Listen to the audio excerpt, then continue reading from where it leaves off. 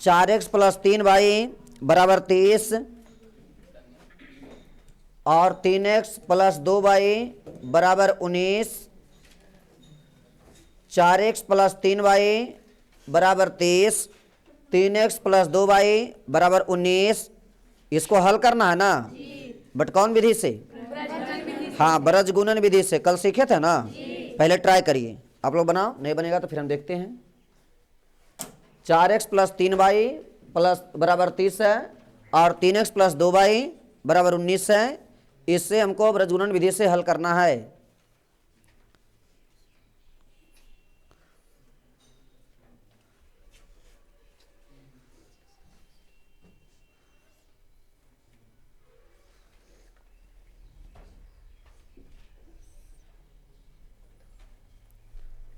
अच्छा की बात नहीं है, हम लोग इसको हल करते हैं। देखो पहले सोचो कि ये जो समीकरण दिया हुआ है, क्या इसमें a1 b1 c1 पहचान में आ रहा है? बताइए हमें पहले। समीकरण यह 1 है ना, और यह समीकरण 2 है। देखो ब्रज गुणन विधि से हम हल करने के लिए कल स्टेप बताए थे, वह स्टेप को पहले सीखना। तो पहले ये बता दो, समीकरण 1 में जो x का गुणांक होता है a1 कहलाता है, y का गुणांक b1 कहलाता है और अचर पद c1 कहलाता है। तो a1 का मान कितना होगा? 4। उसी प्रकार b1 का मान क्या होगा? 3। बट c1 का मान तो उधर करके सोचिएगा तो क्या होगा? -30, यही ना। उसी प्रकार समीकरण 2 में a2 b2 c2 चलेगा ना, तो a2 का मान क्या होगा? 3 और b2 का मान क्या होगा? 2। जबकि c2 का मान उधर करके सोचो तो -19। क्या यहाँ तक बात क्लियर है? अब इसके बाद लगाएंगे ब्रज गुणन विधि का स्टेप। क्या ब्रज गुणन विधि में स्टेप याद है? x होता था y और 1, x और 1 के बाहर में कौन सा पद लेते थे? b1 और b2। तो यह b1 हो गया, b2 हो गया, यही ना जी। इधर भी क्या होगा? b1 और b2, यही ना। x और y के बीच में c1 और c2, y और 1 के बीच में a1 a2 का। इतना बतवा क्लियर है? बस इसमें कुछ विशेष नहीं करना है। हम सब जानते हैं कि इसके बाद क्रॉस गुना करना होता है ना, और जब क्रॉस गुना करेंगे तब b1 का गुना किस से? c2 से। और b2 को गुना, अब पहले c1 का गुना और c2 का गुना, उसी प्रकार a1 का गुना और a2 का गुना। क्या जी ये कर सकते हैं कि नहीं कर सकते हैं? अब बताइए तो हम एक लाइन और बढ़ा देते हैं। x है, y है, 1 है, b1 b2, तब b1 का मान 3, b2 का मान 2, यही होगा ना। तो यहाँ भी क्या हो जाएगा? b1 b2 यानी 3 और 2। x और y के बीच में c1 c2 है, तो c1 का मान -23 और c2 का मान ये रखने आएगा। अच्छा, y और 1 के बीच में a1 a2 है, तो a1 आ2 का मान 4 और ये बताओ इतना करने आएगा रे। अब इसी को क्रॉस गुना करना है। जब क्रॉस गुना करेंगे तो 3 का गुना -19 से, 2 का गुना, अब पहले -23 का गुना और उसके बाद -19 का गुना और 4 का गुना और 3 का गुना। ये करने आएगा कि नहीं? बस ज्यादा नहीं है। x देखो ये x है और उसके बाद बटा में देते थे ना, पहले गुना करेंगे 3 का किस से? तो बस एक लाइन छुपाते चलना है। 3 गुना 19, तो यहाँ 57 होगा, वो भी कौची में। इसके बाद जोड़ना है कि घटाना है? घटाना है। किसको घटाना है? तो गुना करके ना। 2 गुना -30 -60, तब -60 को हमको क्या करना है? घटाना है। ई लाइन क्लियर हो गया? बराबर अगली बार क्या लिखते थे? बाई। बोलो रे, बाई के बटा में तो पहले -30 गुना 3 होगा ना, तब माइनस में क्या होगा? इसमें घटाना है। किसको जी? तब -19 गुना 4 को ना, तब -19 गुना 4, 19 चौके 19 चौके 76 न रे, और वो भी आएगा किस में? माइनस में। तब माइनस में 76 को क्या करना है? घटाना है। फिर बराबर 1/1 है ना, तो 1 में 4 गुना 2 4 दूनी में घटाना है। किसको? 3 गुना 3 3 तिया 9 को। ई लाइन करने आएगा कि नहीं? बस हो गया। x बटा -57 माइनस माइनस तो माइनस की प्लस, प्लस में 60 होगा। y बटा -90 माइनस माइनस क्या रे? प्लस में 76 होगा बराबर 1 बटा। देखो तो 8 में 9 जाएगा, 1 की माइनस है। ये जी एक काम कर दीजिए, ये x बटा माइनस प्लस घट जाएगा ना, तो 60 में 57 जाएगा कितना? माइनस में कि प्लस में? माइनस में 57 नहीं है जी, और प्लस में कितना है? तब प्लस वाला का संख्या ज्यादा है कि माइनस वाला का? तब प्लस वाला का संख्या ज्यादा है तब प्लस में होगा, बराबर 22 बटा माइनस प्लस तक घटा देंगे ना, और जब 90 में 76 घटाएंगे कितना? 14 आएगा, वो भी किस में? क्यों हो गया पता चला ना, क्योंकि हम माइनस वाला संख्या ज्यादा है। अच्छा बराबर 1 बटा माइनस 1, क्या इसको माइनस 1 कहेंगे? तो आपको हम कहेंगे कि एक बार x का मान माइनस 1 के बराबर होगा, एक बार y वाला मान माइनस 1 के बराबर होगा। तो जल्दी से आप बोल दीजिए केस 1, केस 1 क्या होगा? x बटा 3 बराबर कितना? माइनस 1। और फिर बताओ केस 2, केस 2 बराबर क्या होगा? y बटा माइनस 14 बराबर कितना? माइनस 1। ये जी x का मान हमको बताओ, ये भागा वाला 3 गुना में चल जाएगा, 3 गुना माइनस 1 माइनस 3, इसलिए x का मान हो गया कितना? माइनस 3। अच्छा भागा में जो माइनस 14 है तो माइनस 14 इधर गुना में आ जाएगा ना, तो माइनस 1 गुना माइनस 14, इसलिए गुना करेंगे तो कितना? प्लस 14। x का मान माइनस 3, y का मान 14, ये आपका राइट आंसर है। आया सबका? बढ़िया, छाप लीजिए इसको बढ़िया से। स्टेप 2 लाइन हम कर रहे हैं, ये समझ में आ रहा है? हाँ समझ में आया है ना? तब थोड़ा सा इसको शॉर्ट करते हैं हम लोग, देखने का प्रयास करिएगा, ठीक ठाक हो जाएगा।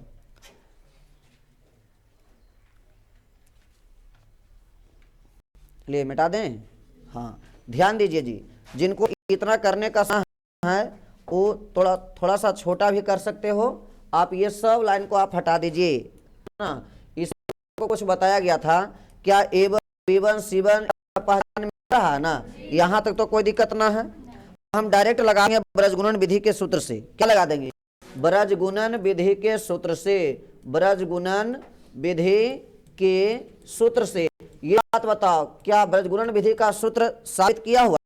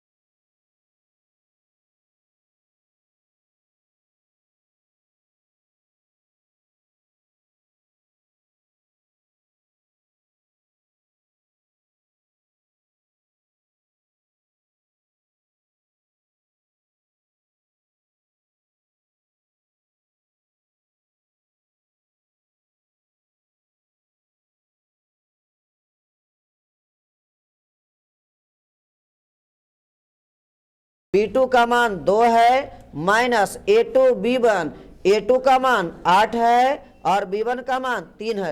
ये बताइए हल कर सकते हैं कि नहीं? हल करिए इसको। 18 गुना 3 तो 54, लेकिन वो भी किस में आएगा? माइनस में। अच्छा घटाओ 11 गुना माइनस 11 गुना 2 तब माइनस में क्या होगा जी? 22 और बटा 7 दूनी 14 माइनस 8 ये कितना होगा? 24। क्या इसको कैलकुलेशन कर सकते हो? तब माइनस में 54 होगा, माइनस माइनस क्या जी? प्लस।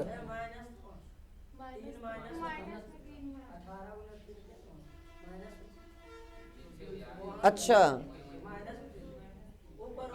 यहाँ पे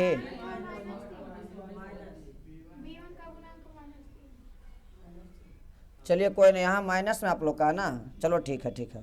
तो आप लोग का माइनस में 18 गुना माइनस में 3, तो यहाँ पर आप लोग को माइनस में नहीं होकर के किस में होगा? प्लस में 54 ना। चलिए बढ़िया है, वहाँ पर माइनस में 3 वाई लिखा हुआ था नहीं। चलिए कोई नहीं, यहाँ पर आप लोग को भी माइनस में हट जाएगा और आप लोग को क्या होगा? 54 और माइनस गुना माइनस क्या हो जाएगा रे? प्लस में ना, तो 22 होगा और बटा 14 में से 24 घटाना है, क्या होगा? 10, वो भी माइनस में ना। अच्छा जल्दी से इसको बताइए तो 54 और 22 जोड़ना है ना, कितना होगा? 6 होगा, 7 होगा और बटा में माइनस में कितना? वहां पर भी आप लोग को रुकिए रुकिए, आप लोग को ये ऊपर से ही गड़बड़ लिखा गया था। चलिए कोई नहीं, ऊपर में चूंकि माइनस छोड़ दिए थे सभी में ना। चलिए ठीक है ठीक है। देखिए यहाँ पर A1 B2 करिएगा तो A1 का मान 7 है, B2 का मान 2 है माइनस A2 B1, A2 का मान 8 है और B1 का मान 3 नहीं, वहाँ क्या था? माइनस 3 था, यही था ना जी। चलिए अब इसको आप लोग को हल करना है। तो यहाँ पर जब गुना करेंगे तब माइनस माइनस तो कैंसिल, तो सिर्फ 18 ये क्या होगा? 54। और यहाँ 11 माइनस 11 गुना 2 माइनस में 22 ना, तो माइनस माइनस क्या हो जाएगा? प्लस में 22 और बटा में 7 दूनी कितना? 14। यहाँ 8 या 24 माइनस में, लेकिन माइनस माइनस किस में होगा? प्लस में 24 होगा। अब इसको हल कर लीजिए तो जोड़ते हैं कितना होता है? 76। इसको जोड़ते हैं तब 38, आई कट जाएगा कई बार में? 2 बार में, इसलिए x का मान कितना होगा? अच्छा इसी प्रकार से y का मान भी हल करना है। बताइए C1, तो C1 का मान क्या होगा? माइनस 11, A2 का मान 8 माइनस में C2 का मान माइनस 18, A1 का मान 7, यही ना जी। ए जी A1 B2 A2 B1 ये तो हल करके ले आया है ना, कितना लाया है? 38। अब हल करिए 11 गुना 8 88 होगा किस में? माइनस में। 18 गुना 7 ना, तो 18 गुना 7 कितना होता है? 126, लेकिन माइनस में, अब माइनस में तो हो जाएगा किस में? प्लस में 126 और बटा क्या होगा हुआ? 38। क्या इसको घटाव कर सकते हो?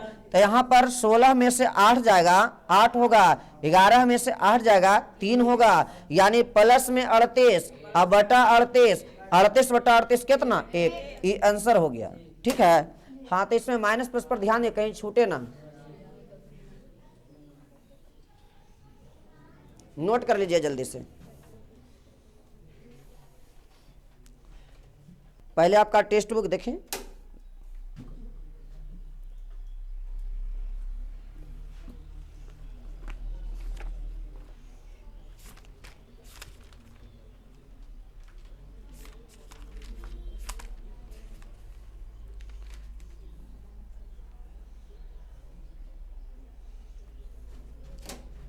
चलिए एक्सरसाइज आपको 3 दशमलव कितना?